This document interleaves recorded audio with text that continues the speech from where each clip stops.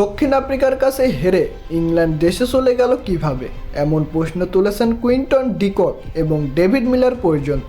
এদিকে আবার নিজের দেশ ইংল্যান্ড সুবিধা পেলেও আইসিসির বৈষম্য কিংবা পক্ষপাতিত্ব নিয়ে ব্যাপক অভিযোগ তুলেছেন মাইকেল ডন।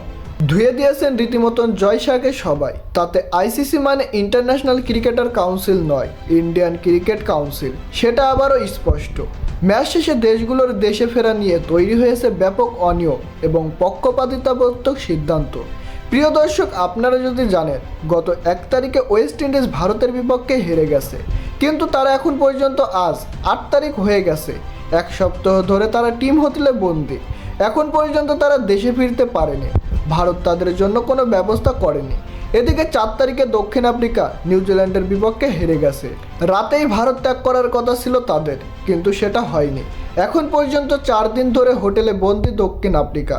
এদিকে 5 তারিখে ভারতের বিপক্ষে ইংল্যান্ড হেরে যাওয়ার পর ওই দিন রাতেই ইংল্যান্ড ভারত ত্যাগ করেছে একটা চার্টার বিমানের মাধ্যমে।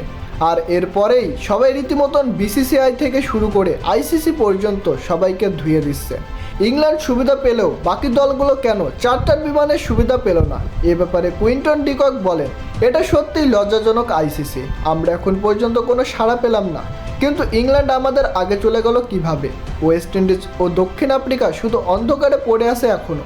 অদ্ভুত ব্যাপার হলো ইংল্যান্ড কিভাবে একটি দল হয়ে অন্য দলের চেয়ে বেশি প্রভাব রাখে আইসিসির কাছে কিংবা ভারতের কাছে। একই ইস্যুতে মুখ খুললেন ডেভিড মিলার। তিনি বলেছেন, জয় শাহর লজ্জা লাগা উচিত। ওয়েস্ট ইন্ডিজ ও দক্ষিণ আফ্রিকার পর ইংল্যান্ড বাদ পড়েছে এবং ইংল্যান্ড সেই রাতেই চার্টার বিমানের মাধ্যমে দেশে ফিরেছে। আর ওয়েস্ট ইন্ডিজ ও দক্ষিণ আফ্রিকা এখন পর্যন্ত কেন উত্তর পায়নি জয় শাহর কাছ থেকে, কিভাবে তারা দেশে ফিরবে? এদিকে মাইকেল ডন ইংল্যান্ডের দেশে ফেরা নিয়ে কথা বলেছেন। তিনি বলেছেন, ইংল্যান্ড বৃহস্পতিবার রাতেই বিদায় নিয়েছে, চার্টার বিমান পেয়ে গেছে। ওয়েস্ট ইন্ডিজ গত রবিবার বাদ পড়ে এখনও কলকাতার হোটেলে বন্দী। দক্ষিণ আফ্রিকাও একই অবস্থা। এখানে সব ক্ষমতার ভুল। এই ধরনের পরিস্থিতিতে সব দলের সঙ্গে সমান আচরণ করা উচিত। শুধুমাত্র আইসিসির টেবিলে আপনার ক্ষমতা আছে বলেই আপনি বেশি সুবিধা পাবেন আর বাকি দলগুলো কম সুবিধা পাবে, এমনটা হওয়া উচিত নয়। আমি আগেও বলেছি, এই জয় শাহ আইসিসি চেয়ারম্যান হওয়ার যোগ্যতা রাখে না। এখন সেটা আবারও স্পষ্ট হয়ে গেল।